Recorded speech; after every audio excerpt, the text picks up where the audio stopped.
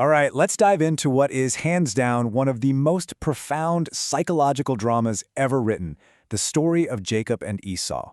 I mean, this is a raw, totally unfiltered saga of family favoritism, a desperate grab for destiny, and a divine promise that just seems to be hanging by a thread. And this isn't just ancient history, you know? It's really a mirror held up to the human heart itself. So let's just start with this question, because it really gets to the heart of everything we're talking about today. I mean, we're not just exploring some family squabble from thousands of years ago. We're asking, what happens in the void? You know, what happens in those long, empty years when it feels like your life has just hit a massive pause button, and that future you were promised, well, it's just nowhere in sight? Because it's right there, in that silence, in that deep human struggle, that we start to see a divine timing unfold. Okay, so our story really gets going in the generation right after the great patriarch Abraham. And this immense, world-altering promise, the one about building a nation that would bless all of humanity, that promise now falls onto the shoulders of his quiet, kind of unassuming son, Isaac. So the stage is being set, and I mean the legacy of the entire world is hanging in the balance here. And here's where the drama just ignites, and it happens before the main characters are even born. Isaac's wife, Rebecca, she's pregnant with twins, and the struggle inside her is so violent that she literally cries out to God. And the answer she gets? Well, it's a prophecy that completely shatters tradition. It's a divine decree that just subverts the sacred right of the firstborn. I mean, right from the very beginning, destiny is being rewritten. So this prophecy, it immediately creates this massive fault line right through the middle of the family. The two boys, they grow into men who are just polar opposites. On one hand, you've got Esau, this rugged outdoorsman, a man of the field, and he's his father's favorite. And then there's Jacob, the quiet one, the homebody, dwelling in tents, and he's his mother's favorite. The favoritism isn't even hidden, it's totally explicit, and it's just pouring gasoline on an already smoldering fire. All right, so now we come to the first really big test of character. This is the first major crack in the family's foundation, and it all revolves around something so painfully, almost ridiculously mundane, a simple bowl of stew. But trust me, this is no ordinary meal. It's a test of two hearts. So picture this. Esau comes back from the hunt, and he is just spent, utterly exhausted, his soul's empty as his stomach. And Jacob, ever the strategist, right? The opportunist, he's got a pot of red stew just waiting. He sees his brother in this moment of profound weakness and makes this absolutely shocking demand: sell me your birthright. And Esau, driven by nothing more than the raw, immediate ache in his gut, he just agrees. In that single moment, he basically despises his entire spiritual inheritance for a little bit of physical comfort.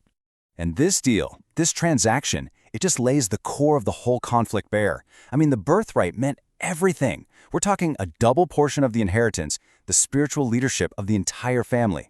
So you have a temporary, physical satisfaction on one side, and on the other, an eternal spiritual legacy and a divine promise. And what this reveals is just stunning. Jacob, for all his deception, he craved that promise. He saw its value. But Esau, the one who was the rightful heir, he held that exact same promise in contempt. He literally traded eternity for a bowl of soup. Okay, let's move on to the climax of this whole family drama. This is the moment where everything just goes completely wrong, and it's because every single character starts acting out of fear and favoritism and just a total lack of faith in that original prophecy. They all try to take matters into their own hands, and the results, well, they're disastrous. So first you have the father, Isaac. He's old now, he's blind, and he's at this absolutely critical juncture. Now he knows the prophecy. He knows what God's stated will is, and yet his earthly love for Esau, his love for the taste of that wild game his favorite son brings him, it drives him to try and defy God's word. He actually plans in secret to give the blessing to Esau anyway. But the mother, Rebecca, she overhears the whole plan, and instead of trusting the God who gave her the prophecy in the first place, she just panics. She decides, nope, I have to force God's hand here.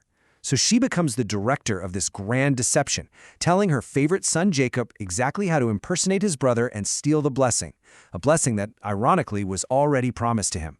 And finally, you have Jacob, and he goes along with it.